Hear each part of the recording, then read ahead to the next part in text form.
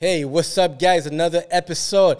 I'm your host, Ray Antonio. You already know Yellow Sea Podcast. My next guest, I'm bringing you another podcaster. So we had some deep, profound conversation. Sin from Saints and the Sinners, a businessman, a very reserved man. And in this podcast, we discuss a bit of politics here. It got shaky in Quebec. We spoke about, do you need a role model? What's the importance of having a role model? And lastly, generations. What is the difference between all these generations? How our past interaction makes who we are and the decision that we make today. So you already know, guys, this is what we do. The show about to start. But before we get there, you already know, if you haven't subscribed yet, YouTube, Instagram, TikTok, Spotify, Apple Podcasts, subscribe. We need to subscribe because the more we do it, the more fun we're going to have. And lastly, I need to give a big shout out to our main sponsor, Rosemont. And right now they have these new bottles coming out. We have a pink gin and we have the eau d'agave. Le Chapelot, new labels coming out, and there's new specials. So there's a big party coming up just to launch for these new products. You already know it. And finally, we have a new sponsor too that we need to support once again. iReligion, as you can see, we're wearing it right now. Promo code YELLOW. If you want to look this sharp, this good, we have my man Good Vision already getting a pair. All you have to do is book your meeting and use promo code YELLOW for $50 rebate. And let's get this show started. Let's go, guys.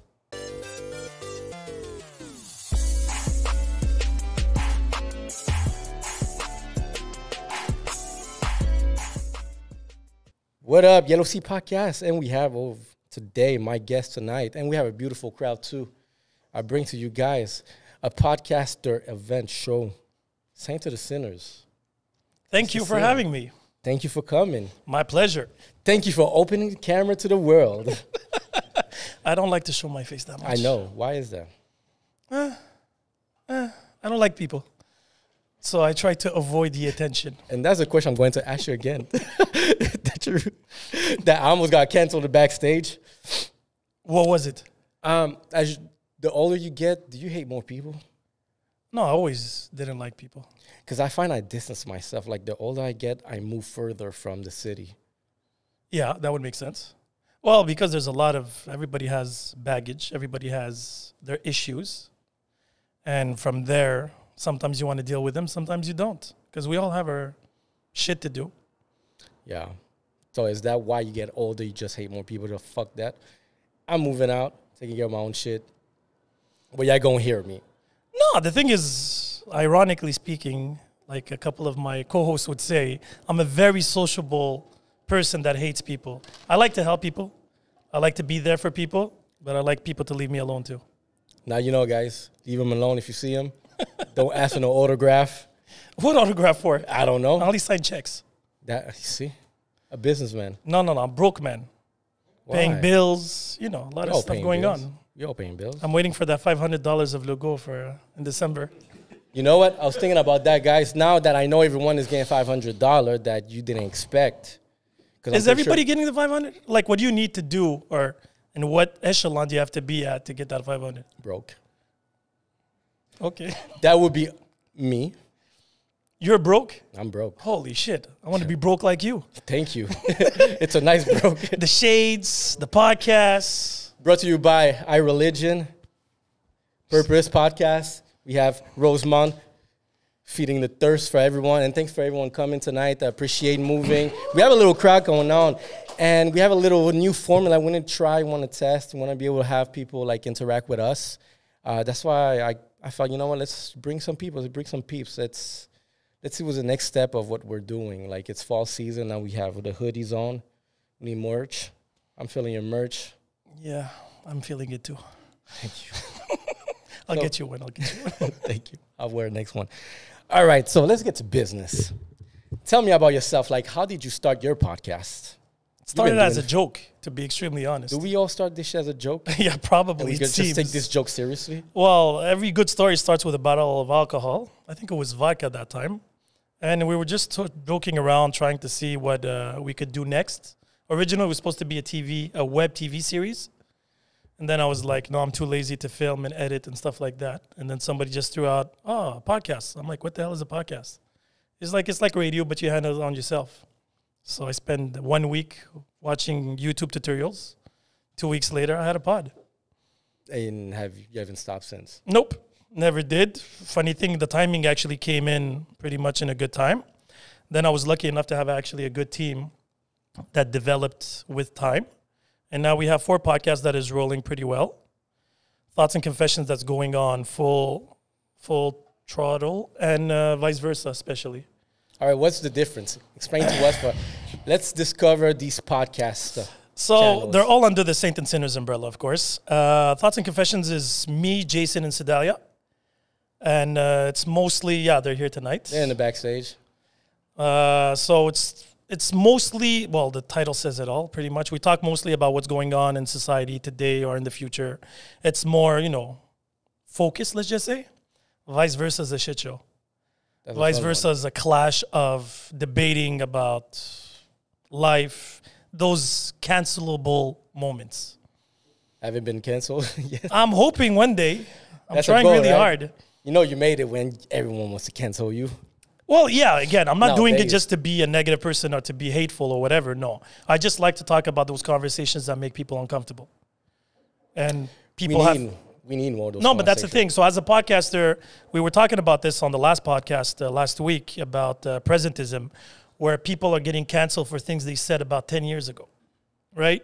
And I was giving the example of Eddie Murphy Raw, that he recorded that stand-up in 1982, talking about the gay community with that slang with the F word and stuff like that. And now today they're asking him to say sorry for something that was technically okay to say.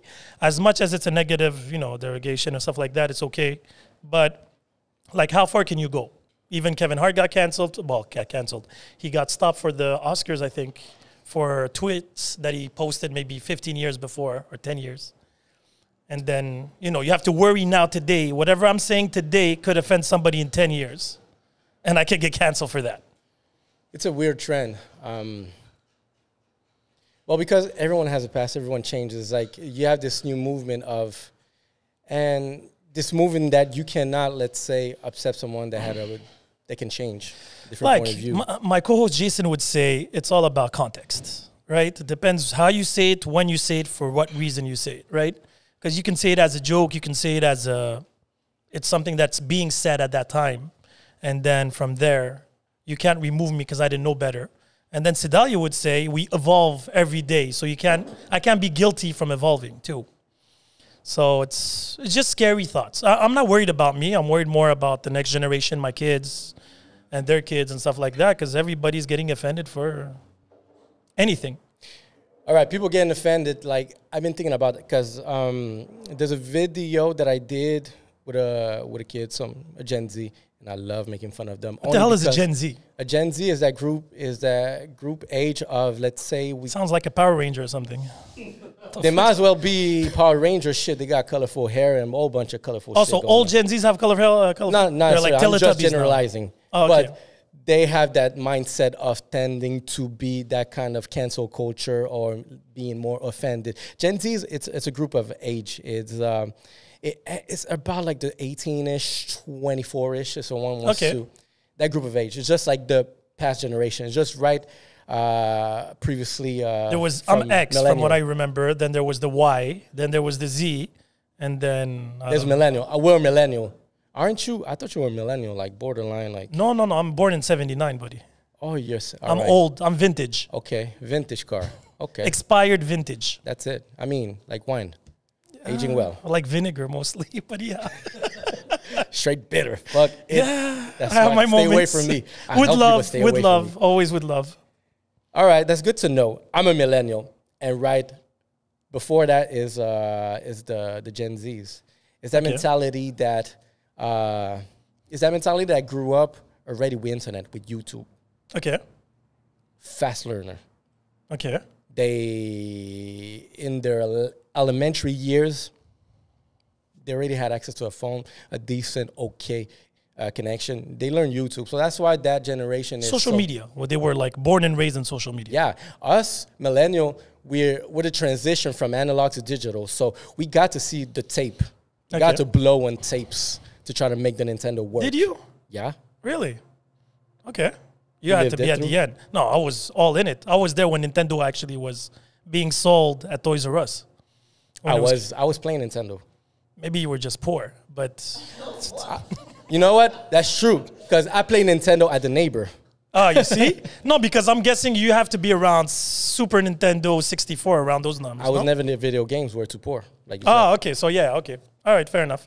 I did get no disrespect. I'm just saying, like, generation-wise, because... There's no disrespect. I'm not 43. like that population. How old are you now? I'm 35. 35. So yeah, that's a good 8 years. All right. So you're that borderline. No. I'm very... So Gen Z's, to get to it, is that group of age that I came to see are very aware, but get offended. And I guess a lot of the shit going on is coming from that group of age. And there's some slight millennials, because I don't see any Gen X like being mad at. So why do you think that is? I believe access to information way too early. Because once your brain is barely shaped, mature enough to understand a concept of life, whether it's going to be what sex, what is a man, what is a woman, what is, I don't know, offending someone, hurting someone, I don't know. Like, I find that you're just exposed to so much information that's your brain hasn't been developed yet to absorb, and you're just consuming it and making your own opinion about it. So it's quantity over quality.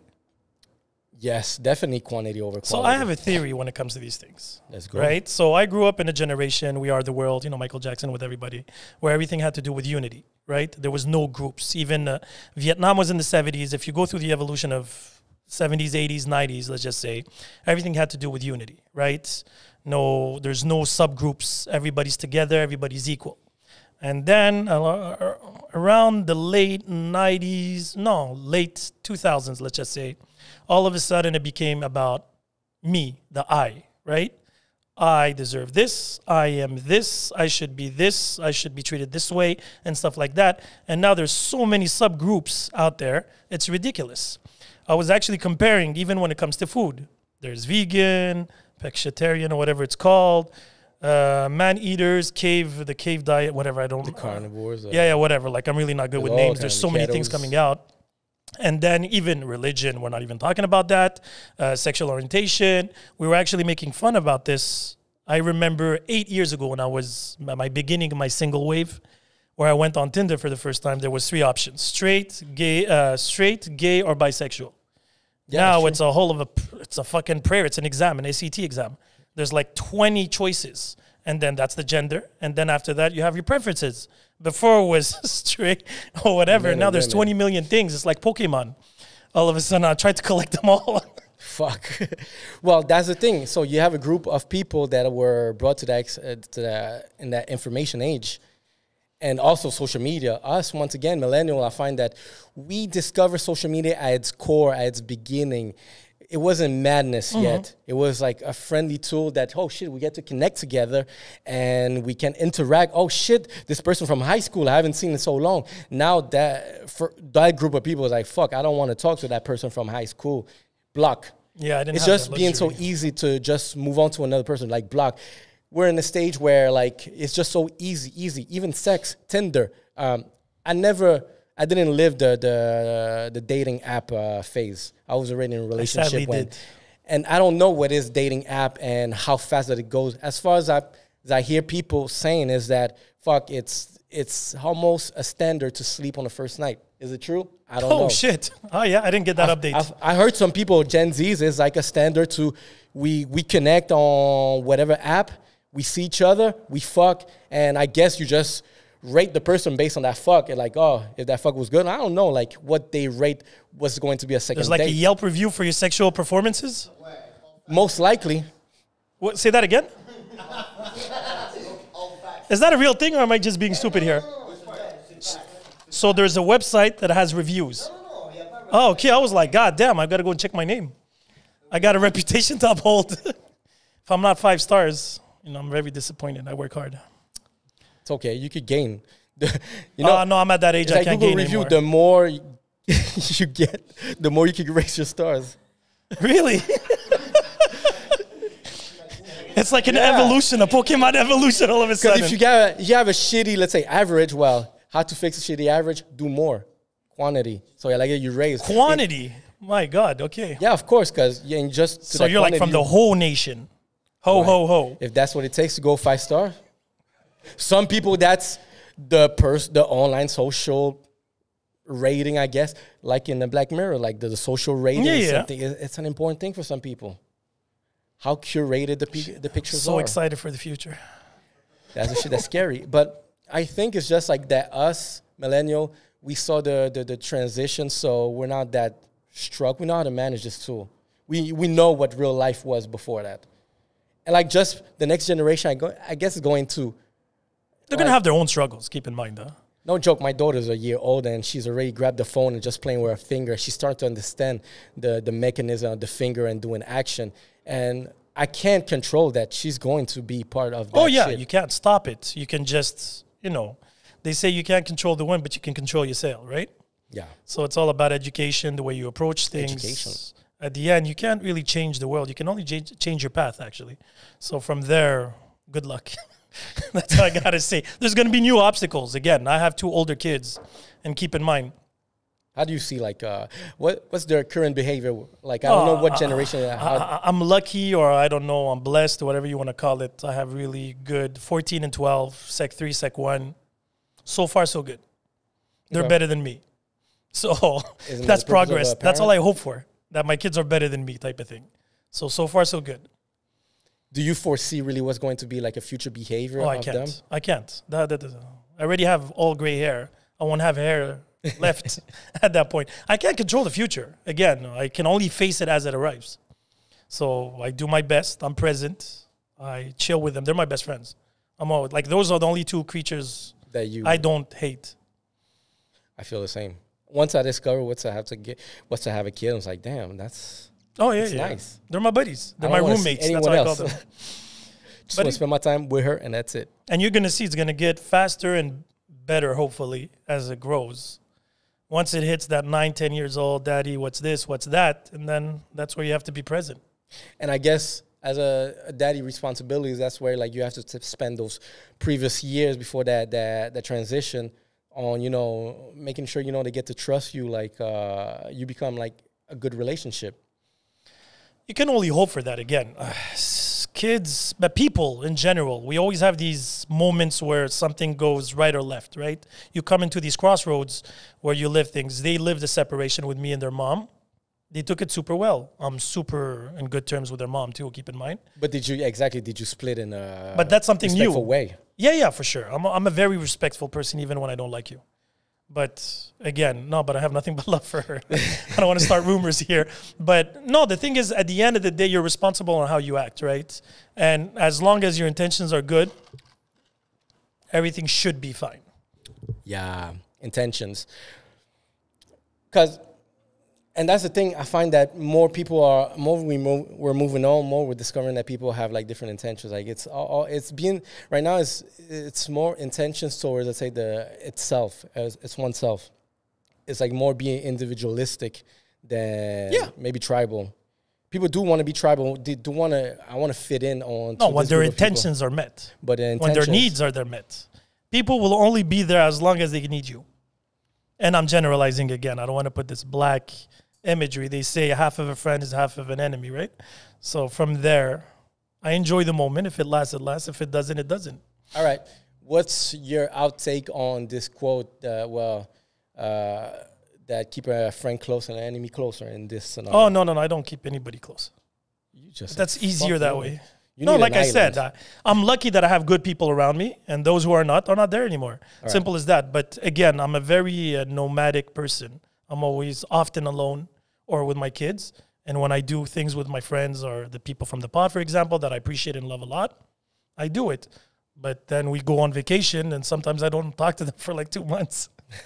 And it's nothing personal. One of my good friends, I talk to him twice a year, and that's okay. Do you have close friend, like close best friends that you can count? No. Yeah, no. Not even 1, 2, 3? No. I have 3 guys. That's too much. I haven't seen this year barely. Maybe once. But it's that kind of relationship. Those are like the best friend, the guys that, you know, like I know if shit is fucked, I turn to them. But you've been through thick and thin with them. Yeah. That's it. Me, I traveled a lot. Me, I'm a victim because I traveled a lot. That's another thing. So what kind of traveling? Like traveling because you wanted to see the world, or traveling because you moved around places? Both. I'm at 32 countries right about now, 33. And I'm born in the States, lived in Mexico, lived in Algeria, then came to Canada. Did 5 different high school, 4 different colleges, 3 different universities. I know a lot of people, but I don't stick around long enough to build very solid foundations. In what range did you see in those 5 countries, all those places that you named? 0 to 7, 7 to 8, 8.5, then 8.5 to 13, give or take. And then I got here, I think, at 14. Is your parents moving around? Yeah, my father was traveling a lot. They even left. I lived here alone at 17. Yeah. What kind of business? He worked for the United Nations. All right, so he was all over the world. Oh, yeah? I decided to stay at 17. I lived here alone. Had my first business at 17. What country was he representing? Canada? No. He was in the UN, so he represented the world. United Nations, because he's an international agriculture professional, so he goes in different countries to build their agriculture efficiency. What's the ethnicity? Oh, no, we're Algerian. Or Algerian. Yeah, 100% Algerian Berber. Okay, I understand. If you didn't know. I think I knew. Yeah, but I was confused too. I'm again, the example I say, Berbers are the original tribes of North Africa before. But you see, that's what got me confused about you, because that's one thing. When I met you, I found that you was very kind of a mysterious background. I didn't know which way to go. By what question do I begin? I don't know, but you just seem like a bunch of things. Because look, I do see that you seem Algerian, but you speak English, and that shit is not common. I don't have a flag on me, just to give you. I'm not that Algerian. But that's the thing. Like, most Algerians just speak French. Yeah, no, pas de la cosse non plus. They're saints and sinners now. But but I'm born in the States. My first ever language that I learned is English and Berber. My second was technically Arabic, and then I learned French here. And that's what I understood when just more conversation that we had. Like, it was like, oh, you grew up in the States. All right, it makes sense. Total sense. But I'm not in the hood. I'm from Portland, West Side, where there's trees and, people walk in the forest. That's the woke hood. Today, then, it was what it was. In the 80s, it was very simple times. Right after the hippies and stuff like that, everybody was trying to love everybody as much as they hated us. But, they were trying to be inclusive. Did you wish maybe your childhood was different from all the moving around? Or you're happy where you stand now that, You would have asked me that question at 15, 16, I would have said, hell's the fuck yeah. But today at 43, to be extremely honest, I wouldn't be who I am today if I didn't go through all that. And I relate only because I grew up in the Bronx, in the States. Mm-hmm. And I moved around. So I started here in Montreal, went to the States, and came back here. And that moving, just a little moving, shaped a lot of shit in my life. But that's richness. Like, while you're going through it, probably you weren't at your best. But today, you're a father, you have your business, you are, a full-grown man. All those experiences, all those, things that you witnessed make who you are today, good or bad. No, definitely it makes everything that I am. And that's why I feel like blessed. And that little change, this is like a life theory that I came to realize, that if you stay in the same place, eventually you just get trapped to that place. You get comfortable. And I felt like I would recommend to anyone that if you want, be able to expand your mind to see different things. I find that it's a gift to be able to move around from, let's say, a different completely environment. Like, I'm not talking about moving from here in Montreal, going from the west to the east or something like that. You're not. But even that is an adventure. Fuck. If you go from the east end, Anjou, Saint-Léo, to West Island, NDG, even South Shore, North Shore, it's yeah. Everybody's like CAC, but you get what I'm saying. CAC. We'll talk about that after. I had to. But because I take, for example, let's say my cousins. These are my best example in order to understand really what is people moving around. And we were a group of 4 guys. 2 of us left the States. 2 of them are just still there. Mm-hmm. And that grew. And today we're the same age. And today it just creates a different type of human. And one of them, one of my cousins, just been around the world. He's seen so many places. The guy lived 8 years in Hawaii. But anything you do, heartbreaks, relationships, jobs, traveling, bad stuff happening to your good stuff, luck or bad luck, whatever, forge a person, regardless of what it is. Again, sometimes I have fun analyzing my journey and wondering why am I like I am and stuff like that. I'm very sociable because I traveled a lot, so I had to adapt to different cultures, different nationalities, different, approaches. Yet, I was disappointed so often. I don't like people. So you don't trust people? I don't even trust me. Why? What did you do to yourself? Oh, many things. I did a lot of fuck-ups. Let's start with the fuck-up number one. No. I can't. Anything I say or use will be used against me. But says these cameras. But no, overly, again, I can't say I had an easy childhood. But after the age of 18, 19, I think I had a clear idea where I was headed. One of the discussion that we had too, and you brought a concept to me that I was in denial most of my time only because of the way I grew up.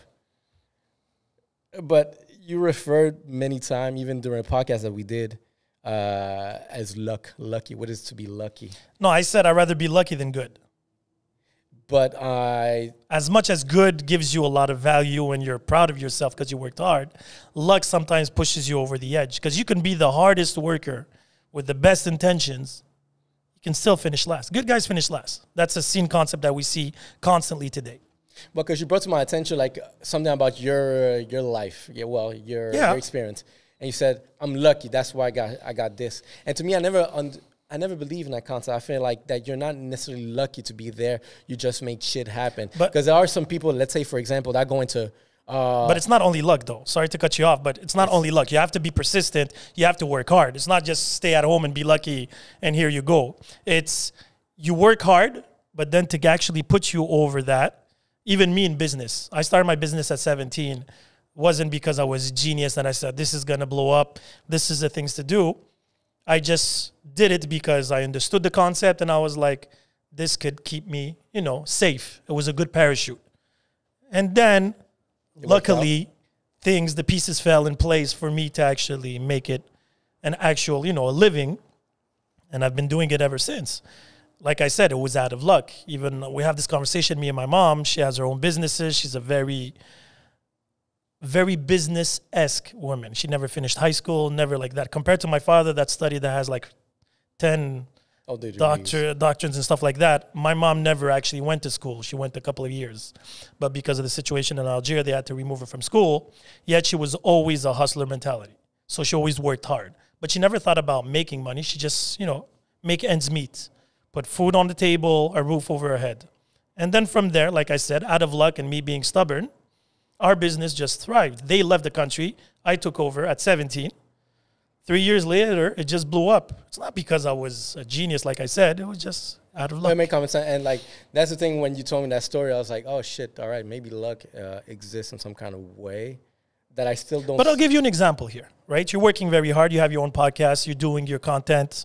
Joe Rogan is actually the perfect example. He's been doing it for what, 8, 9 years? 10 years. 10 years now? Yeah. And maybe it's after the 6th year, that one episode, that one guest, that one event just exploded. And with that piece of luck, after that, you have to work quadruply hard because you have to use that flame. You do use that energy to actually build from it. Mm-hmm. And that's where tomorrow you can have an amazing guest or something very controversial or whatever works nowadays on social media. And then from there, you can have sponsors approach you and whatever. And then what you do with that opportunity that came out of luck, because you didn't expect it to be that great. You didn't have a master plan of this is what's going to happen and this and that. As much as you can project the future, and I really like people that project and, you have to show the future, blah, blah, blah.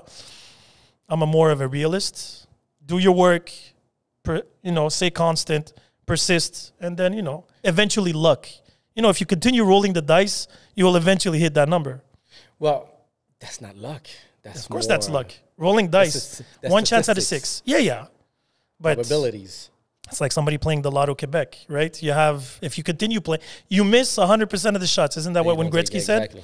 So take the shot, and eventually maybe you'll that's what life is all about, too, taking all those shots. Yeah. And that's why, like, all these episodes of us, when we started this has been on a weekly basis. Like, we haven't stopped recording. The only time that we stopped recording when we were transitioning from, let's say, one studio to another one, we had to do renovation, and we ended up there, whatever. But besides that, we've just been consistent at this. What about you guys? You've been So we've been consistent, but we take breaks during the summer for about 2 months. Because keep in mind, I record specifically 2 to 4 podcasts a weekend. You drained yourself like. Oh, well, I already did 8 podcasts in one day. Yeah, you told me about that. So again, it was started at noon and finished at midnight. The fuck you talk about at midnight? But it was different pods. So it was different people, different energy. I was exhausted. It's not the same energy at the end. No. Well, the alcohol helps. That's how I got a sane coffee. But then I realized that it's not necessarily a question of quantity, but of quality. That's why I have 4 different podcasts. So it's different vibes and everything. So usually we take a break for maybe 2 months in the summer and about 3 weeks during the holidays. You know, let everybody take a vacation, enjoy life. And so what's the purpose on your podcast productions? What are you trying to gain out of it? So the podcast is all sponsored by me. I don't want any sponsors. Every sponsor I have on the pod is a free sponsor in the sense that I do publicity for them. I don't want nothing in return. You're a good guy. Again, I actually started this podcast to help people, give people a voice. I think the slogan is, I don't even remember it's made by you for you. It's like a FUBU thing. Exactly. That was actually the podcast of FUBU, the FUBUs of podcasts. Because I was, everybody has opinion. Not everybody's heard. And if you give them a platform, they have the chance to actually explain themselves. You hear interesting stories. I met a lot of people. We're at 182 guests so far. We're at episode 189, I think, with all the podcasts combined.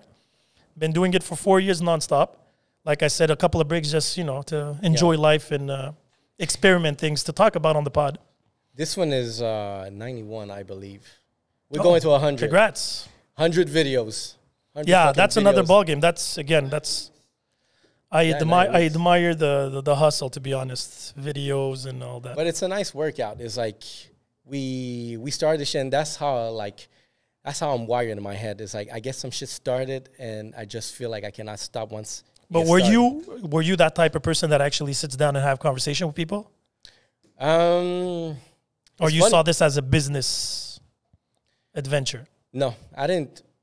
All right, I can naturally sit down with people and have this conversation. Wasn't one of the that's one of the purpose too that sometimes I'm able to do in business too. In the business world, like you have to, as a sales guy, business developer, you have to sit down and have conversation with people. And people, I came to realize that this is a business advice. People, no matter how good your product or service is, people will buy you over the quality of whatever you're trying to sell to them. You are your brand. Exactly. So if you are doing an amazing job at just being building an amazing relationship, everything will fall through. And I came to understand that in the business world, that when I started being myself, trying to, connect with the person, be down to earth, like, hey, what's up? You have kids? Whatever it is, like trying to connect with a person. My cell would go through. We would spend 40 minutes talking, 10 minutes. This is the product. This is the price. Can you do me a better price? This, boom, shake hands, and we good to go. So 10 minutes was the real pitch for the business, and the rest was just about building relationship. And when I understood that, I was like, shit, I want to do a podcast where basically you do the same shit. Just have like these normal conversation, having a drink. Like there's so many taboos that about the business world, and that, oh, well, you shouldn't be like this, shouldn't be like that. Well, you need to dress nice, you need to stand up straight, you need to, in French it's going to be, vous voyez, est-ce que je peux vous amener, like, you understand? And I understand, like, these older guys that, yes, of course you give them respect on how you speak because, they're olders. But once you connect with them, once again, as a friend, these guys are just, like, real fucking open with you. Like, yo, you want a beer? You want a drink? You want to take a shot? And I felt, you know what? Let me do a podcast in a similar concept where I can have these business conversations, close deals. And once again, it comes up to, in this world, to give a voice to other people. Shout out to the 2 people that came to the podcast here. We have Brandon. We have Coffee Queen in our guest. And it's funny, too, because now I'm going to places and I see... Huh? And there's Sedalia and Jason from Thoughts and Confessions, Saint and Sinner podcast. Yeah, Just putting it out there. Just putting it out there. Well, for them that came to Yellow Seat. Yes. Oh, okay. That's what I meant. My bad for the confusion. We have to be clear with everyone. If not, people I think get I'm offended by that. And it's funny because now I'm walking around and see, oh, shit, you've been in the podcast. Oh, shit, you've been in the podcast. So I'm looking in the room sometimes like, oh, shit, there's like 3 people that have been to the podcast now. But now you create a family. You create actually a whole society of connections, right? And then that was the beauty about the whole pod. We got a lot of guests, and then you try to help them out. And then some people call me. They're like, oh, do you know anybody like this? And then you do referrals. You become like, this is such, my bad, this is such a business tool because you become a referral, you become the plug. I get people write to me like, hey, do you know this person? Hey, can you put me in contact with this person? Or whatever, things like that. So I've became that kind of person now because you see like the range of individuals I know. And one thing I push a lot is diversity. One thing that didn't piss me off, but you know what made me put me in a position where, you know, I have to do something about it, is I look at here we're in Quebec, I look at the local podcast world that we're in, and the more popular one, let's say the white people podcast, I see like, yeah, the white people, the white podcast, I guess, majority white. Before you find a colored person, you have to go far in their feed. And so why do you think that is? And why? An excellent question. Why do I think it is? Isn't it because they're providing to their clientele? Simply like that? That could be one of them, but I'm not going to promote Jordans for a white suburban kid that skateboards, right?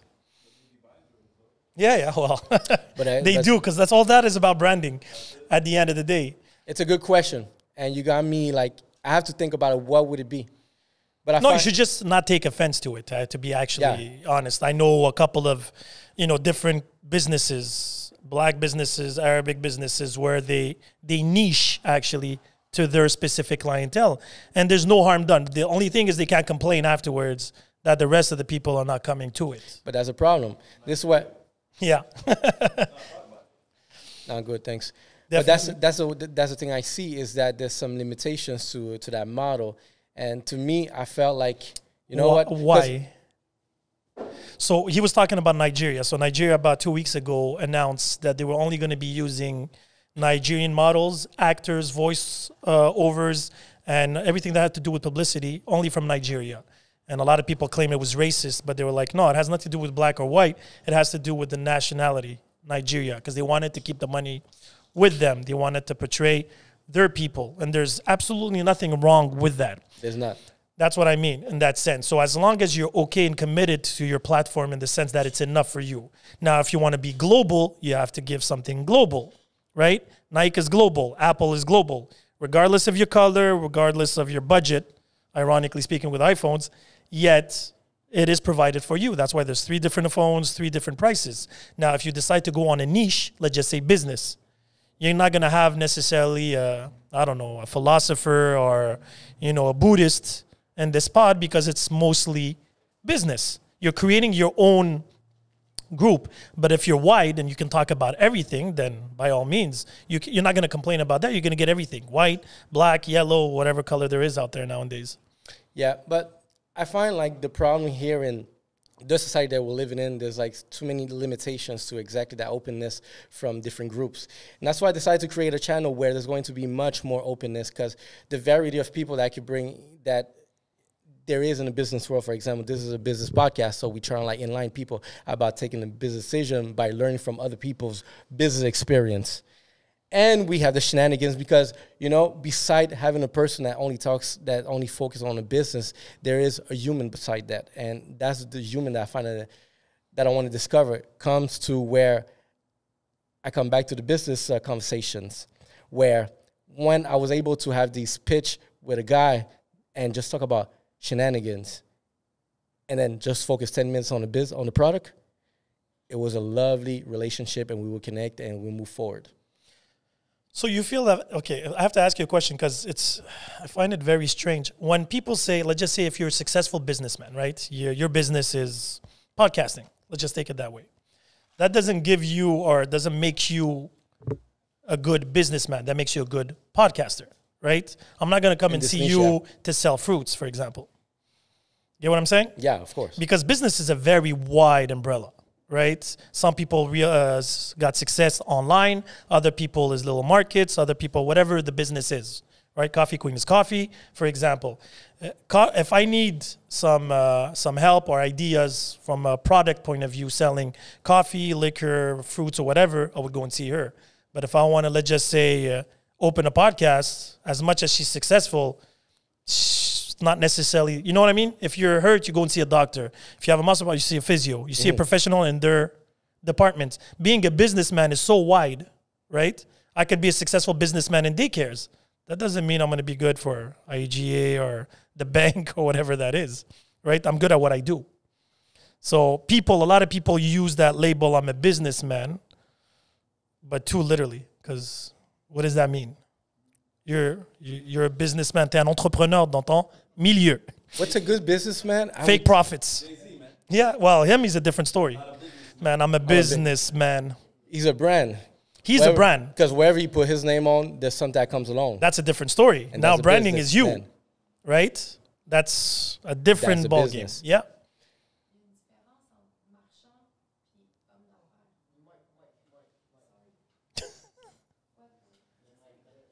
No, the one over there in the back. We forgive you.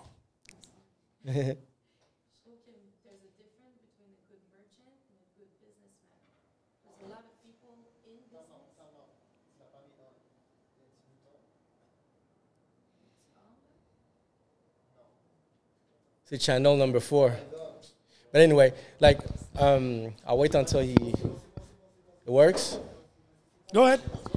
Tap the mic is yours. Tap. Tu vois? C'est bon? Let's Ça go. marche? Yes.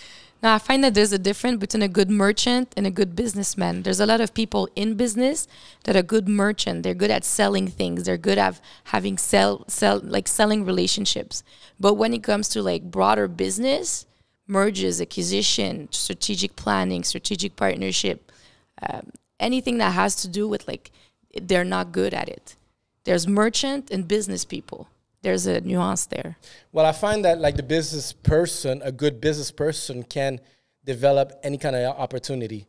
Like, let's say me, I find myself in a very general position in which I was able like to take almost little things and, you know, make something out of it just randomly. And I find that's a good business person. A good merchant will be the guy selling fruits, but you know, Sammy Fruit, you know how to sell fruits. But if you look at the most successful people out there, and I hate spitting their names, like the Elon Musk of these worlds, Zetterbergs, all of them, they're specific to one branding, right?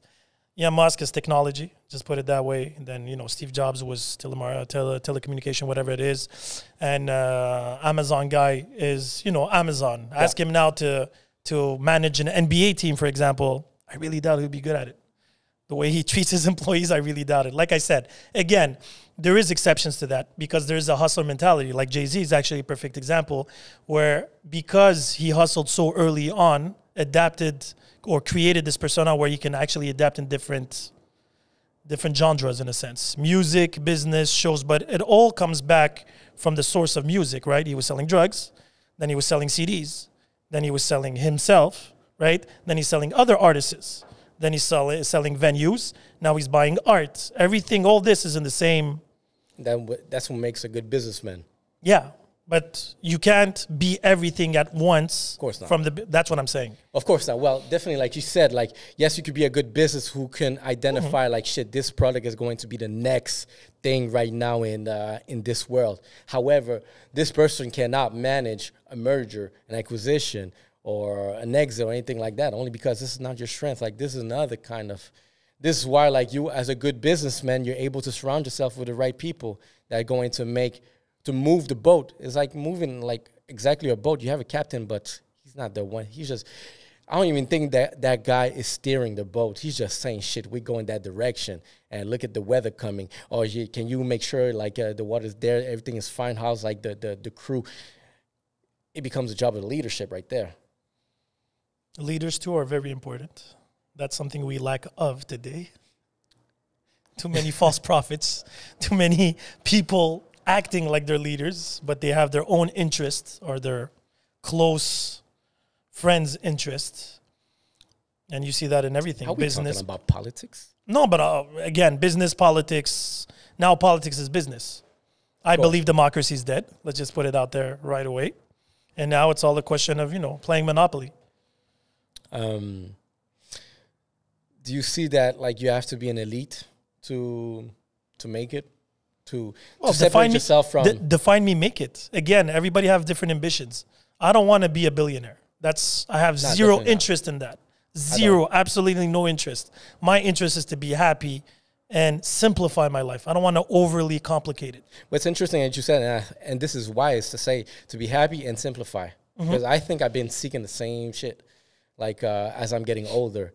I just want the more space so I can enjoy the more calm, tranquility. I want shit to be as simple as possible. So I want a nice storage there. I want my garage there. I want, things to be taken care of. I want to come to work and to be comfortable that I know shit is being taken care of. The bills are paid. Everyone's happy. I could be happy. The wife is happy.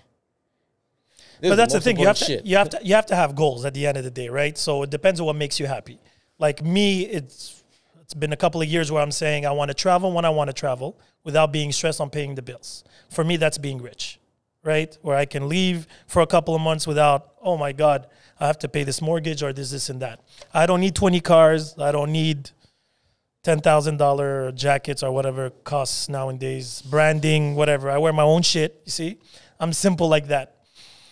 At the end of the day, like I said, as long as there's food, my cup is full, I can travel, my kids are okay, I'm rich. What is the wildest shit that you would like to do if money was no mean? I've done it all. About a question of money-wise? No, I've done it all. No, I'm just saying, like, is there something wild? No, everything that I had on my bucket list, I promised myself I was going to do before 40. And I did. Damn, I did a World Cup, traveled to the 5 continents. Those are the things that I enjoy. Keep in mind, somebody else can have different ambitions, right? I'm not on that shit of jumping parachutes and shit like that. I don't like to push my luck or stuff like that. No. So you did everything on your bucket list. What's next? Doesn't life become more dull if you don't have anything else? Not at all. So I'll give you a metaphor of how I feel right now.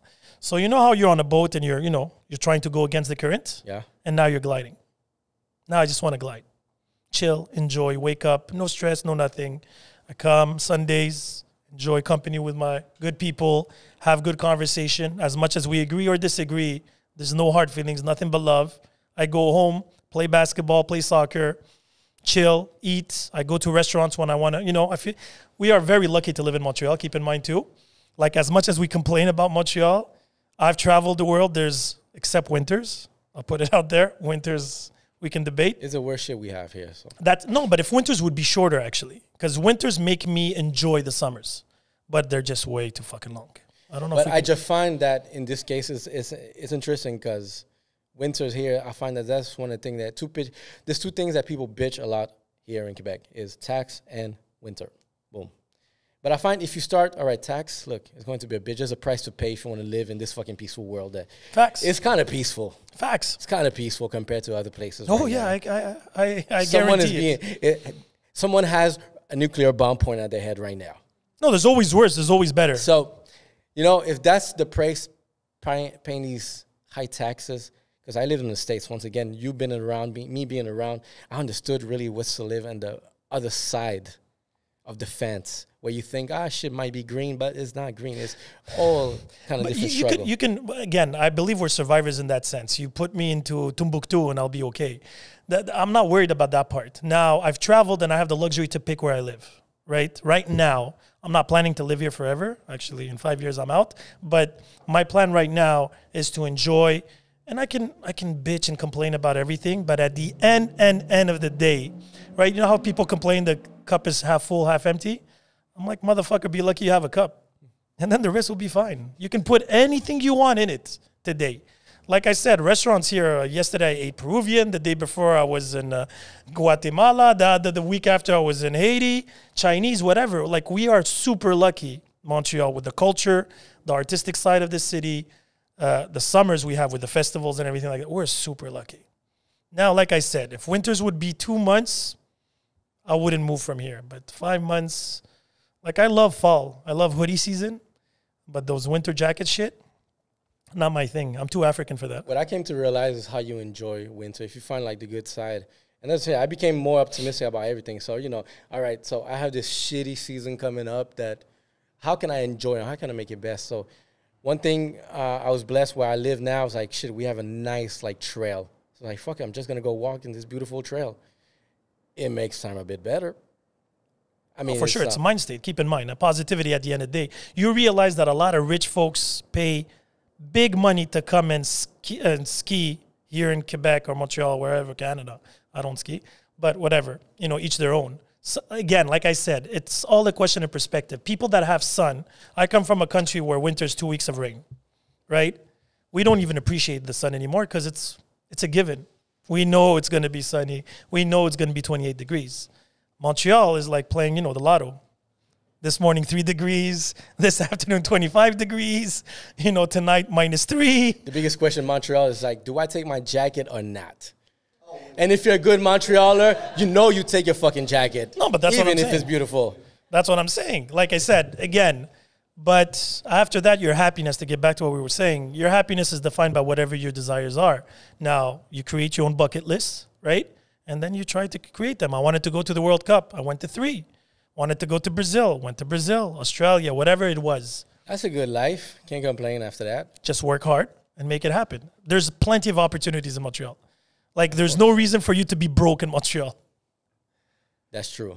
Nah, being broke is up to you. It's optional. Facts. Open up social media. You can start anything. We didn't even have that luxury then. I had like crazy jobs. I worked at Super Choix, renting VHSs. Yeah, I remember. I worked at IKEA. That was funny. Telemarketing, wood company. I managed the bar, managed a dance school. I've been through everything. But like I said, if you want to make money, you can make money. Now, I'm not saying you're going to be rich. I'm just saying you're going to have a roof over your shoulder, your head, and food on your table. And you're already ahead of most of the game on this planet right now. Yeah. Interesting. Peaceful country. We don't have wars.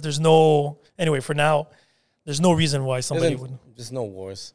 I had a discussion too, like if there's no war here, but it's like, shit is getting crazy in the streets of Montreal. Yes.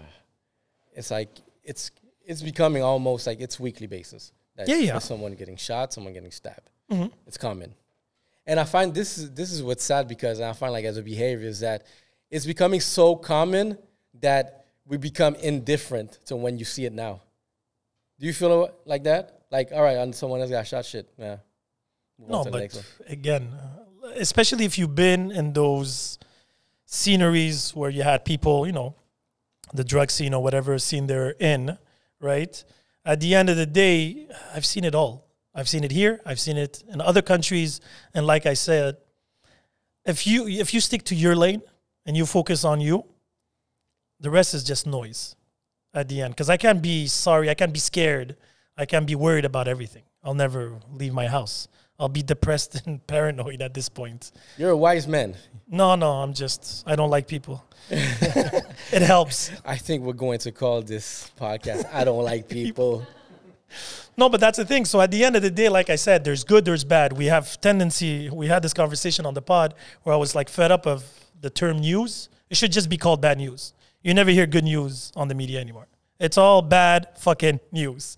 No moment that they're giving you good news. Oh, we did this, we did that. It's all about Ukraine this, Israel, Palestine that, poverty this, new virus, new this, new that. It's funny because there's like Lloyd Banks, punchline. And that's someone I grew up with. He said, fuck positivity, negativity spread faster. Yeah, I guess. And that's what it is as now. It's like exactly this bad shit that sells. That's what sells. But we're focused on what we don't have, not what we have, right? We always want more. We have a consumer mentality nowadays.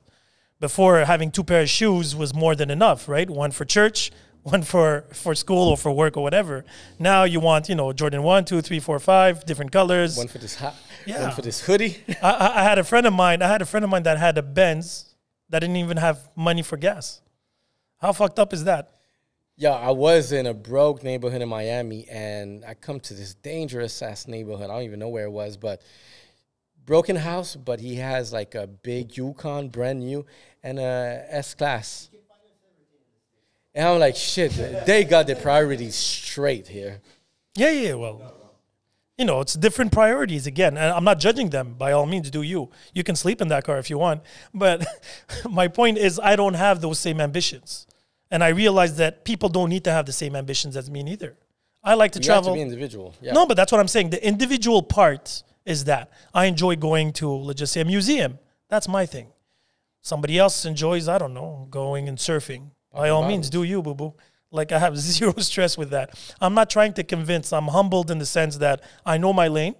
If I can help, I will. If not, do what you must. Do what you got to do. Exactly. And again, people are trying, you know, this whole influential wave that's going on. Everybody wants to influence people. I find that ridiculous and very irresponsible in a sense because there's a lot of false prophets out there. And the thing is, I'm worried for the kids, not for me. Like, I'm too... You're safe. Well, I'm not, I still fall for certain traps, don't get me wrong. But they don't affect me as much. But when you look at, you know, the new generation, the YZ, whatever they're called, and, you know, the Pokemons and stuff, every time, oh, this is the new thing. You know, iPhones are being sold every year. You have to buy the same fucking damn phone, right? But just a little bit more expensive. How are they actually pulling that off? And people that are living in a 4.5, 7 peoples with their cousins and brothers and, you know, and their priority is a phone. The phone is rent now. Shit. Imagine that. That's the price of rent. Exactly. And that's fucked up. But them, because they were sold in that mentality where, you know, it's a new necessity to be connected. But you can be connected with an iPhone 4. Nope. You need... Not in the network. You're a YZ generation, huh? Technically, that shit don't work in a network. Only if you track it. I don't know. Like I'm on Instagram, but I don't do it out of joy. I do it as necessity. What do you search in Instagram? I don't search shit. You don't just... No. I muted everybody. Keep in mind. I don't follow anybody's stories except maybe 3 people. I muted everybody. I just go there and post. I put my content and I respond to people. I see your morning. Yeah. That's my morning thing. Your morning note. Sedalia was the first one to tell me, you have to be consistent. You have to post and content. I'm like, Every fucking morning Every morning I put 3 posts and sometimes at night. That's about it. And it's regular. I take it with my coffee. And it's true. I like your notes. I'm like, what kind of shit he's going to say today? What kind of metaphor? But again, the thing is my objective, keep in mind, my social media, my podcast, or whatever, I try to make people laugh and I try to make people think. Those are the only 2 things that I want to do. And if I can do one of the 2, I succeeded. That's why I put one funny video, one a little bit more serious video, and that would be it. Why don't you put your podcast? What do you mean? No, I put my podcast when it comes out, but I don't like to bombard people. You put the... Yeah, I don't like to bombard. I don't like to bother people. I'm not going to bombard them with my podcast here. But you're not bothering anyone. You're just posting it. There's the one. I'm bothering me. Like, I don't like to... I'm not a seller. I don't like to sell. I never worked actually in sales in any way or form. I don't like to harass people. And again, I respect people that do that, but that's not my thing. I just put it there, share it, tell them, hey, there's here. If you want it, take it. If you don't... I mean, you have content and... It's about the content that you do, but at the same time, there's people that come to your content. Like you just talked about, like this guy who likes to do things with autistic, related to autistic. Shout out to Ben. Yes. Shout out to Ben. Maybe I find that him, like he took advantage of this shit. Because if he opened up in the first 10 minutes, open up with a wild thing like that. But you know, but you have to understand, well, the guy's not going to be defined by that moment. He's been through shit. And again, this is what I actually appreciate the podcast about is you get different perspectives and you get different people, right? And the thing is, as much as sometimes I don't agree, I just try to understand why. How did you get there? Why did you get there? And that's that. I agree with that because I feel too, sometimes I like to be in position with people that maybe I'm not going to... see eye to eye. I just want to understand. I just want to ask a question. I'm dumb at one point. And I'm ignorant to a certain... I'm just trying to like... Of course we are. Decrease my level of ignorance. So like that, I'm less ignorant. I understand shit. I understand your perspective, your point of view. All right, that's how you see shit. All right, that's fine. Cool. All right. No, but that's the thing. You don't need to agree. You don't need to respect his point of view. As long as you understand it, after that, it's on you. Like I said, I would love to have a racist KKK guy on my pod because I would like to pick his brain. As much as I do not agree at all with whatever he's doing. You would have some wild people like that at that extent? Of course, because I'm just curious in like today's society with the information we have, I find it very fucked up to be still ignorant and be that hateful towards a nation, I had actually a live with a Palestinian and an Israeli on my live, and they had a conversation. The only thing I asked was respect. And they both have their points. Now, do I agree or disagree? I agreed with certain, disagreed with others. But again, they're entitled to their reality. Now, after that, you do what you must. Like I said, as long as it does not affect my world, my sanity in that sense, I don't have that arrogance to believe I'm going to change the world. But that's why I feel interesting that maybe something like that, you had a conversation like that, maybe to put it forward more, other people to see. But it gives because a lot of people would jump to conclusions, right? So if you think about 9/11, for example, a lot of Americans, a lot of Canadians went directly to that conclusion that Muslims are terrorists, right? Because that's what was bombarded. If they actually digged a little bit more or started meeting people like that, maybe they would have a different opinion, or maybe they would have the same. That's why a conversation like that needs to be put forward, needs to be showcased. Yes. And that's why I'm asking you, like, all right, if you're doing all this content, why don't you put it more forward? And you're saying, like, fuck, I hate people. No, because, okay, when I put it forward, I put it out there. Keep in mind. I give the resume, I recorded. Much of that content. No, I get that. I'm not really good at marketing. I really suck at it. But like I said, and I said this to Jason, because Jason is actually the only guy that was here from the beginning. I lost a couple of co-hosts because of, life and everything. Jason was there from day one. And what was interesting, I said, I'll continue doing this as long as there's at least one listener. At least that there's one. Because like I said, I'm not doing this for money. I'm not doing this to sell anything. Not at all. People call and text me. They're like, oh, I want your hoodie. I never put my hoodies for sale until people bugged me. They're like, oh, I like your hoodie. I like this. And all this was to help a friend of mine who had a clothing company. So I actually put money in it and I did my own to help him out. And then people were like, oh, the bouche à oreille. I started a lot of little businesses and helped a lot of people just by trying to help them. And then you create connections and then you create bridges, right? It's a lot easier to create bridges than walls. Yeah. So that's my purpose. Now, yes, I could do more for sure. I can go and get, do video like a lot of people have been complaining that I should, but I don't want my face out there. This is very exceptional for me. Thank you. I appreciate it. I respect your project. I respect your intentions. And again, if I don't like it, I won't do it again. It's as simple as that. All right. So make sure you come back, but let's bring some heat. Well, now, guys, I see different. I'm completely the different way because I came to realize once we were able to give out a voice to people, shit, I'm like, how can we expand this shit? And now I kind of took it to a point even that's becoming even more focused into even delivering more of this voice. So that's why we opened up a studio with multiple sets. I want people to come record shit over here. You have something to say, come say it over here. Let's use this fucking channel and say shit as much as we can. So like that, we can expand where we're going.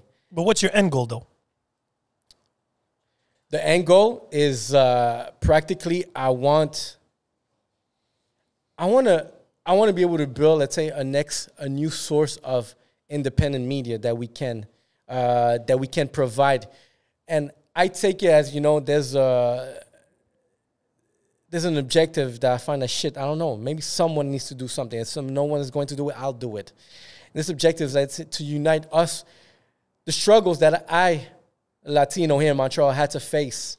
For example, I had no role model when I came up. I was like, who the fuck can I look up to try and like show me that shit is possible? I had to rely on myself. So if no one is doing it, then I might as well do it myself. So I figure if I could be in a position where I can be that role model, maybe someone else is going to be inspired and take better action quicker and do something bigger than what I'm doing now. So you don't have any role models?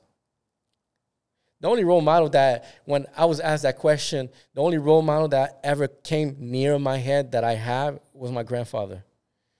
That's a role model. But it's not the same role model that I'm referring when I was 18. The role model I want as 18 is trying to find like who I want to be in the future, in the next 20 years. And there's nobody out there. When I was 18, there was no one. There was no one. Because think about almost 20 years back, how many, let's say, Latino people with my look can you tell? But does your role model need to be like you? Does he need to look like you? You know why the Little Mermaid is black? Oh, don't start me on that one. But you know why? Because people want to be able to see themselves as the hero. So that's why they're trying, like... I get that. But the thing is, me at the end of the day, and the thing is, this is where I find it, and again, this is my reality. I understand other people have their different realities and stuff like that. Because I traveled a lot. And when I say travel a lot, I mean different schools, different countries, different cities, different neighborhoods. The role models that I had didn't need to look like me. Nobody looked like me. You know what I mean? So I took a concept. I took an idea. Like, my role model was Socrates, for example, right? When he said, the only thing I'm sure of knowing is knowing nothing at all. As much as he was white and a big beard and no hair, he doesn't look like me. But what he said, the message, I just need message that resonates with me. Because if I'm going to start looking for an Algerian role model, I'm going to be looking for a very fucking long time. So because of that, I just took bits and pieces from different role models. He could be black, he could be Asian, he could be a politician, he can be a sports athlete, whatever that might be. You know what I mean? Like Muhammad Ali, when he decided not to go for the military, he doesn't look like me, yet his actions and whatever he did, the way he did it, resonated with me. So I can take that as a note. I don't need necessarily somebody that looks like me. I can have a female role model. I can have a gay role model. I can have an Asian role model. I could care less about your gender, your color, or whatever. Me, it's the message that actually is important here. Can I chime in for a second? No, for real. Just like, because as much as I understand what you're saying, and because you're someone who's confident in yourself and you build that confidence. Now, where I would say where it is important to have role models that look like you, right? That come from where you're from, is for people who are a little bit more. They come from a little bit more. I wouldn't say you didn't come from you came from a disenfranchised place, right? Yes. But there are others who didn't have the opportunity to build themselves. They didn't have that. Oh no, I agree. Right. 100. So being able to see someone in that position, someone that looks like you, right, as opposed to always seeing the same thing over and over again. The definition of success is, the Elon Musk or, like people who look like that. No, I get that 100. But like I said, if you have it, it's a plus. Don't get me wrong. I 100% agree. If I would meet somebody that looks like me, that is a role model, has that power, by all means, I would be proud. But the thing is, I can't wait until somebody does.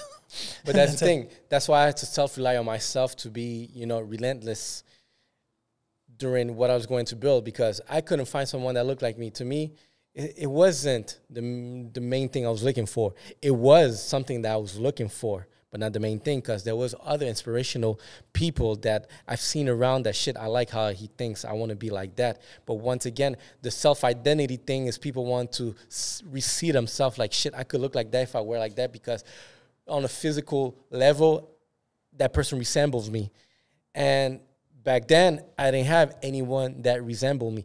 The people in the media that resembled me were janitors, were gardeners, were not anything that you would consider successful. And once again, as a teenager, you don't know what's successful. You don't know, you refer it to, let's say, shiny things. Because to be honest with you, they could be like a Latino guy doing gardening, like doing a big ass company of gardening. Big ass fucking company of gardening. These dudes just have big mansion. But that thing back then, you don't see that shit. People want to see the shiny things. So to me, I was looking for something like that. Who has the shiniest shit that looks like me? And shiniest in the but again, it depends. It depends on what you're looking for. Again, like I said, if you're looking for the big mansions, the big cars, you're gonna grab the mentality. I was looking for someone that was having impact, was social impact, a sport impact, a business impact. What kind of impact? Because there's different types of social impact, I guess, in a way. Because regardless of who you are, you can be the most basic person on the planet. You will impact at least one person in your life, good or bad. No, of course. That's what I'm saying, good or bad. There was this joke that I read, actually I was going to post it this week, was like, you have to realize that you're the bad example that a mother uses to one kid on this planet. Eventually, it's like, don't become like him.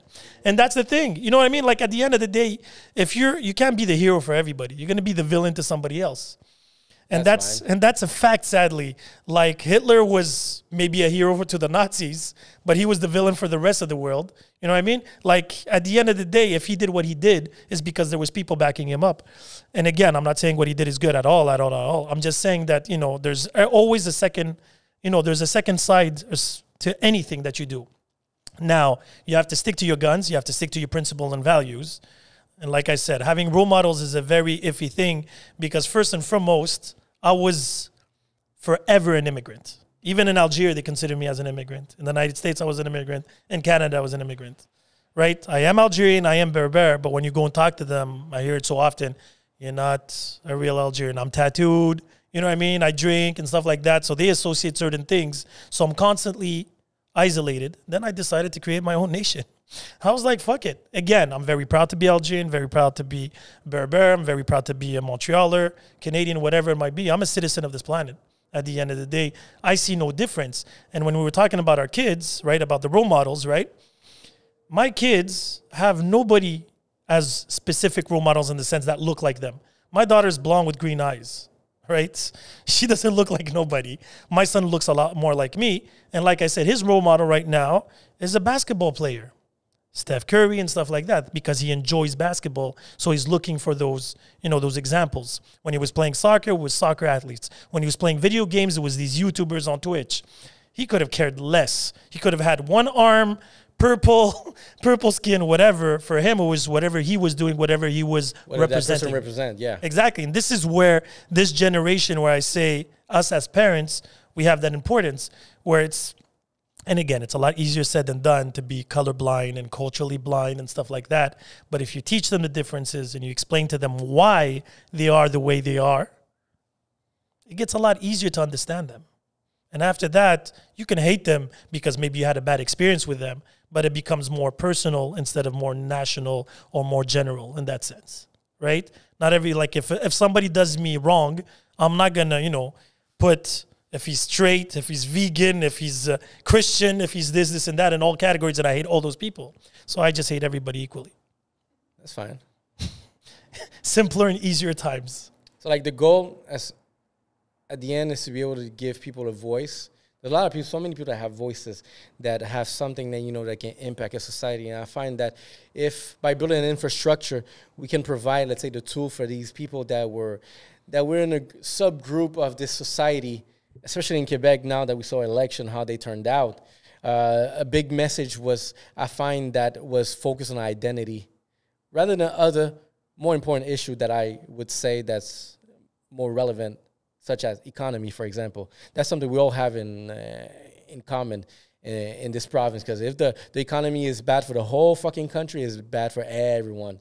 But as our identity, yes, we can't separate ourselves that, you know, let's say Québécois, for example, they have their own identity. And I find that the reason why the election went that direction is the identity they are seeking. We are such an identity-seeking era. Everyone wants to be So you think someone. Lacac won because of that? Yes. I think we're just delusional. We think Montreal is Quebec. But Montreal has nothing to do with Quebec. But exactly. We saw the result. Montreal is Montreal. But the rest, you could tell, there's not, whatever population you see in Montreal, you're not going to see outside these borders. You won't see it at that quantity, simply put. But again, at the end of the day, Lacac won because they were talking to the rest. Because not everybody lived the confinement and the whole coronavirus situation the same way, the pandemic the same way. A lot of people in the outskirts and outside, you know, Alma and all those, actually did enjoy. Like, you know, you go to work, come back, and that's it. Don't see people. They saved a lot of money. It was actually positive in certain regions in that sense, right? And a lot of people were scared. The news was telling them this virus is going to kill you, and they believed it. And they thought, and they believe, and again, by all means, they might be right, where the government was doing everything to help them and save them. That was the message that was being portrayed. The vaccine will save you. This will help you. And they believed it. Now, who are we? We decided, some people here, especially in Montreal, where we're already rebels without a cause, were like, no, this is not right. This is not right. And there's certain things that make a lot of sense. Like the curfew thing made no absolute sense whatsoever, right? 0-0. Me, it didn't affect me that much because I'm at home at that time, right? So it didn't affect me that much. Plus, even I had a letter. But My point is Montreal, just this election just proved to me that Montreal mentality, Montreal's reality is not Quebec's reality. No, definitely. That's something we saw for a fact. Shit, this is our own world. But are you surprised? No, not at all. Exactly. Now, there's certain regions where I was a bit surprised. North Shore, Laval specifically, and South Shore, Brossard and all of them. I was really surprised because they were complaining a lot. But at the end of the day, maybe they know something that I don't know. But there was the difference never has been as relevant as we see it now. Now you could tell there was, oh shit. You think? Were you here during the referendum? Yeah, that's right before. They lost at what? If I do remember, around 40-something%, right? Well, if you take the result now, based on, it seems like they would have won. No, they wouldn't. No, because the thing is, keep in mind, the way the election works here in Canada and Quebec is very different. Because if you look at the amount of votes that they had, population-wise, Lacac only had 42%. Yeah. Right? But the way the election is put for the deputies and stuff, they won at 82 deputies, I think. So, but the popular vote of Quebec was only 42%. It's not even a majority. And then all other parties had 15, 14, 14, 12, and 11, I think. Something around those numbers. So the majority of people were against Lacac. Did you see the participation rate? I didn't check that number. 66%. That's a lot. That's a lot for an election. But still, if you consider that 34-ish. I think the highest I've seen in an election was 69, 70. The highest I've seen. And again, 60, 68 is high. So there's a population still there that had their views. No, because they don't care. They don't care. Some people don't believe in this, voting process and democracy. Some people just don't care. And some people just didn't know better. And they decided, because I've spoken to people where they were like, I didn't follow, I don't know who is what, so I'd rather not vote. That was their way of voting. Yeah, no, I spoke with someone like that who was like... And again, some people went and canceled and everything. But this whole democracy scheme that's actually put in Quebec is very strange to me in that sense, where the Conservatives had 14% and have 0 deputies. The Parti québécois, the same thing. I think they have 3, and they were at 15%. They had more than the Liberals. They had more votes than the Liberals, and they have 3 deputies, and the Liberals had 21 at the end, I think. So, again, I don't do politics. I don't do politics I do either. social politics in the sense that people, the way they react. So, again, people can complain. Everybody was putting, let's vote, let's vote, let's vote. And that was cute because I'm surrounded by people from Montreal, from immigrants. So, for sure, they're going to be But it's funny that. because I would assume that your Facebook, your social media is mainly orientated of people here and maybe outside from other countries, whatever. And based on my social media, everyone was against Lacac. Okay, so those who spoke were against Lacac. Focus on the ones that were silent. Yeah, obviously. Because the thing is, I don't know how many followers you have. Let's just say you have 2,000 followers. You had maybe, let's just say, 500 people that were posting regularly, right? What happens to that 1,500? That's where you have to think. It's not those who speak out that are important. It's those who don't that you have to question. Are they not speaking because they're not for Lacac? Or is it because, they feel like their group... It's like the whole vaccine, non-vaccine people, when people were having beef among themselves. And then at one point, those who didn't speak out, they're like, oh, I'm sure you're not vaccinated. Right? It's all a question of information. But again, the vote at 68% of people showed up and more than 42% voted for Lacac. What else do you want? 4 years, and that's it. No, of course. And you see, that's why I come back to the identity that was really the precursor that made... But the federal was the same thing. Everybody was complaining and bitching about Trudeau. He got reelected, maybe not majority like he thought he was going to be. He was exactly the same as he was before. So that's my proof right there. And again, a lot of people are going to complain because they're like, we took the lesser evil in the sense because there was no quality choices. But that's a political problem. If you don't have people that represent you, that actually, you can confine in, is that a political problem, a social problem? What is it? Well, we have more social problem here. Again, it depends on how you see it. Now, did Lacac buy it because of the $500? So if it only costs that's an interesting point Okay. because how many people took that vote for that money? Okay, so that means your vote was worth $500. That says a lot more about that person than about la CAQ. Well, you know, the people that, let's say, made the decision basically on, hey, I'm going to get a check because if I vote for this guy. $500. I'm putting it out there. $500. Do you know people that... L'inflation, that means that is worth what, 200? Do you know people that took the vaccine because A&W was giving out a free burger? Oh yeah, that was another joke right there. But again, so some people took it, so it's the same thing. There wasn't the Valentine thing too, the deputy. Yeah. But you know what disappointed him about this election? Before we go any further, is actually that idiot that said that 80% of immigrants don't work. So now my issue is first he got reelected. By the way, he won. Obviously. Non, il a été renvoyé comme député de l'immigration, mais il était encore député de sa région pour le vote. Right? And he won. So that shows to you or that these immigrants don't vote or it was actually true. Either or, it was what it was. But what's interesting is the dialogue changes constantly in politics in Quebec. So a couple of years back, everybody was complaining that immigrants took all the jobs. Now today, they're saying 80% are not working. Which one is it? Pick a evil. Pick one. But the thing is, it changes depending on who you ask. And then this guy comes up on TV and says, that's not what I meant. I wasn't thinking well. I don't have a second chance. Right now, I could get canceled because something I said. I can come back up a week later and say, yeah, that's not exactly what I was thinking. You know what I mean? Say what you think and shut the fuck up. But you know, there's something that I read too, that when he said that shit, the anticipated vote already had taken place. Would he had said that before and then the anticipated vote? Because once you anticipated, there was already a lock, like we made a decision. So, and this same shit that happened. Yeah, but the anticipation vote is what? Maybe 15, 20%? But we take, for example, in the States, what happened? Once with Hillary and Trump. Yeah. When the computer shit came out. Yes. It flipped the whole fucking narrative. Trump got it. When the shit that Hillary's computer, like a week before, just a week fucking before. The emails you're talking about. Yeah, exactly. The email leak, yo, the voice, the tone, the everything, the energy changed. Yeah. And that's when, like, the dude guy, like, so one fuck up news like that comes in a moment of heat. How much influence can it have on the votes? So for him saying some shit like that, how much could it have influence if, let's say, an anticipated vote was right? Because if you but that's why he didn't make him drop down. There was 3 other deputies that actually dropped because they found some weird Facebook comments that they posted 7 years prior about Muslims, and it was really fucking ironic. And they got fired. They got kicked out.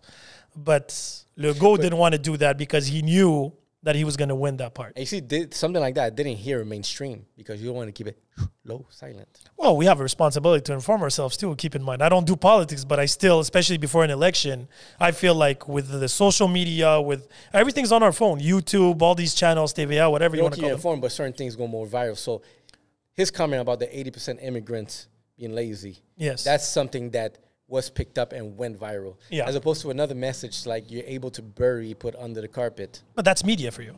Exactly. That's media for you. Some people survive it, some people don't. But who controls the media? Well, the lobbyists, actually.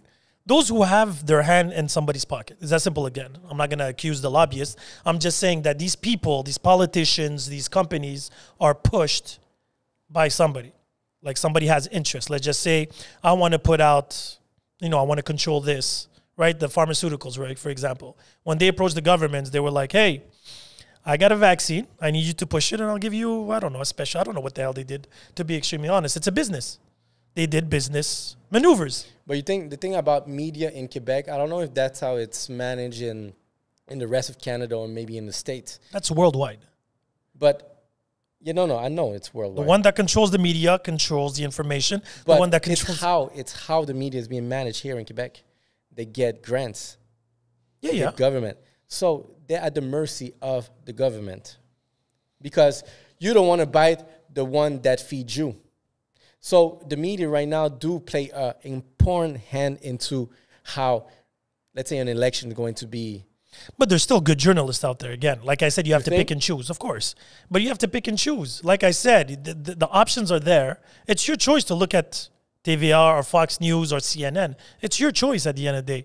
They can bombard your feed But like I said, it's your choice to believe it, to follow it, or anything like that. Of course, but once again, it comes down to the media, how our media organization being run now.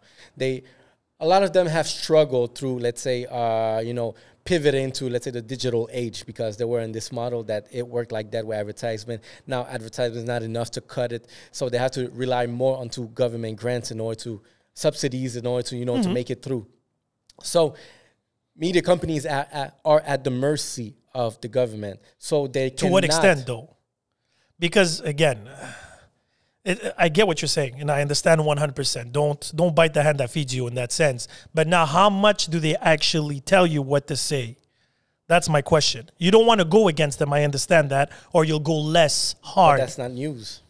No, because if you're creating a different narrative, that's fake news, right? But what's the different narrative? It's objective news. Because if the media company push one message, I'll take, for example, the trucker event that happened. Yes. That shit was silent when it happened in all media here in Quebec. It was silent. They didn't say a single thing about it. Yeah, it would have been relevant to hear about what's going on and not about these guys are breaking the city over there. No, there was no words, no nothing, and that's where I realized, there's very problematic in this system where the media is being delivered. So I'll give you the other side to that. So I was at the truck when they arrived in Ottawa. I went to 2 weekends in a row.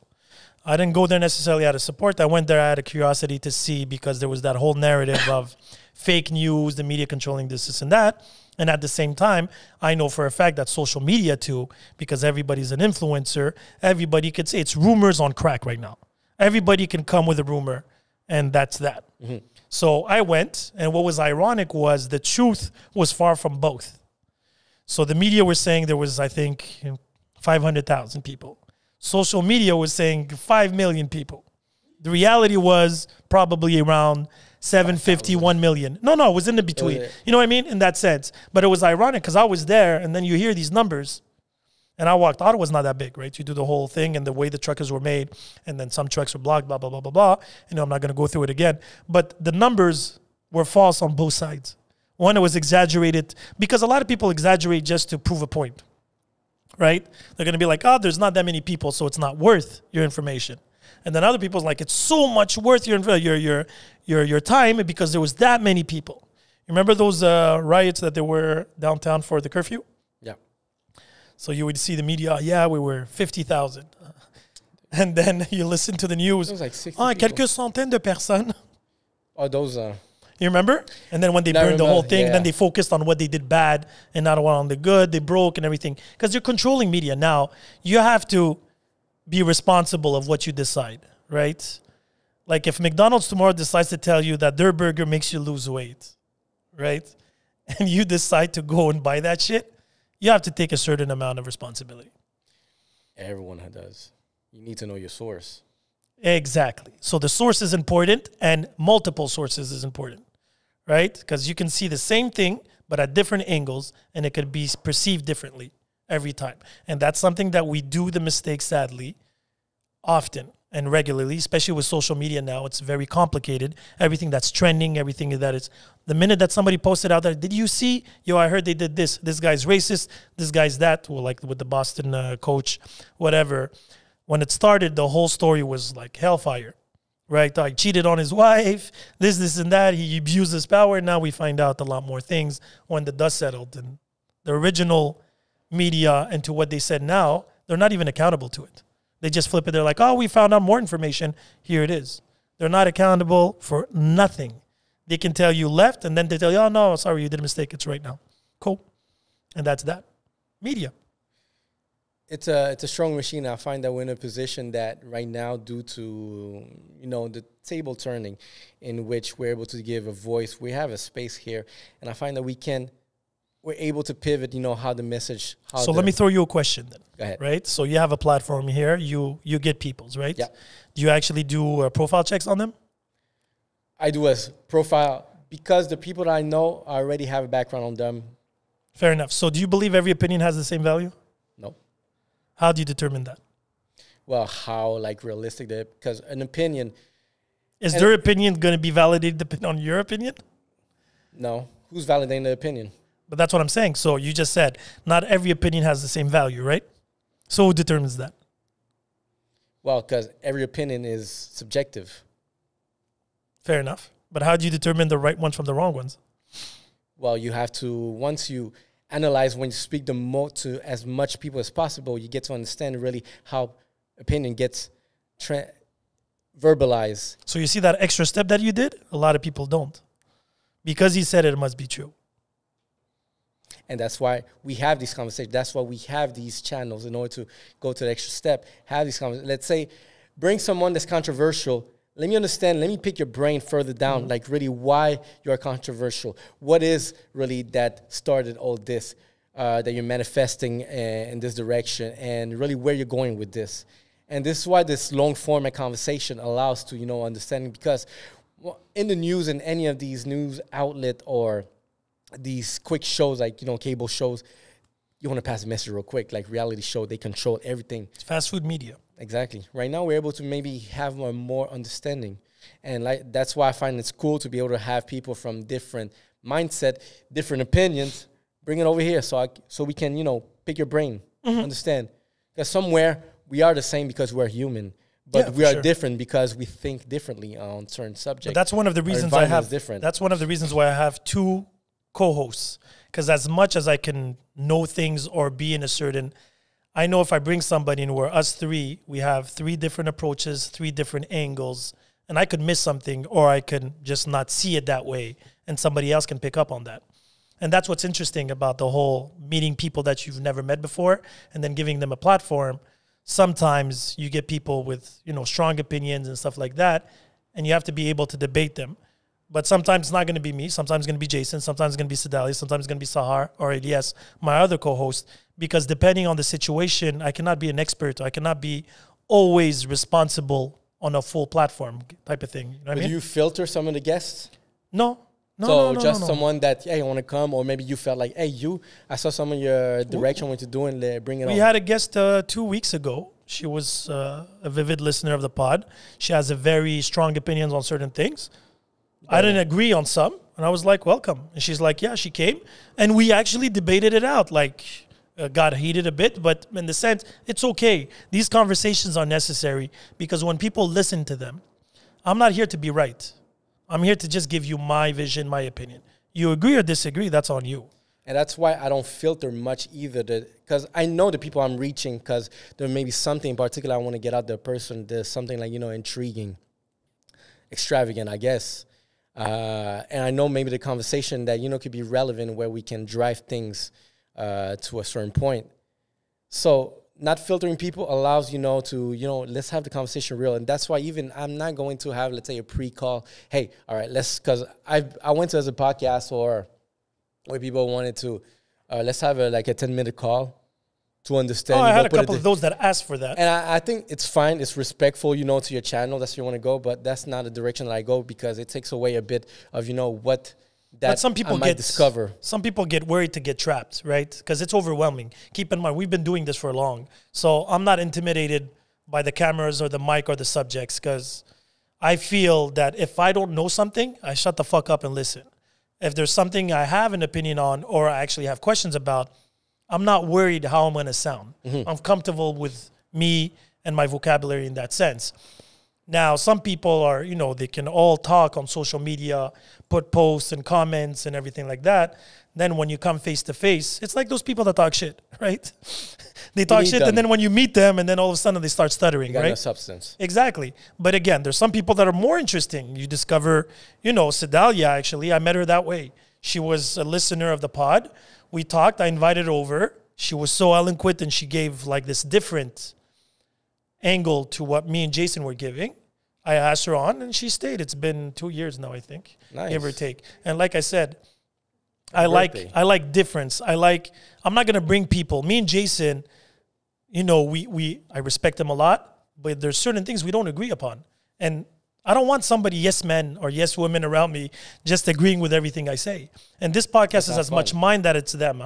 They have ideas, subjects, guests, by all means. You do what you must, and then we'll talk about it. And like I said, as long as it's done with respect, we can talk about whatever you want. And that's a great tool, the podcast. I find that shit. It's an excellent channel tool that was brought to us, and very thankful. But anyway, we have to wrap this up. Sin, This was a pleasure. thank you. Thank you. Exchanging, bring other podcaster to the channel. Sharing is caring, they say. That's the thing. We need to share this power. This knowledge is power, and I find that the more we give it, the better we are. Yeah, I'm learning from you how to do the media thing. Thank you. We're getting How to there. do shares and bits and stuff like that. I would like to thank Jason and Sedalia for showing up. Thank you, guys. Thank you, everyone, for showing up. Likewise, we appreciate, we're trying to try to see if we can integrate a little crowd to interact with us. So they bring some other opinion. We're not only let this say on this one-on-one. We have someone that could be struck by something. Hey, I want to share my opinion about this. Find this idea where I want to try to take it and see if it works. Thank you, guys. Thank you, Sin. Keep on the good work, and thank you for having me, seriously. Yellow Sea Podcast, guys. It's another one. Yellow Sea Podcast.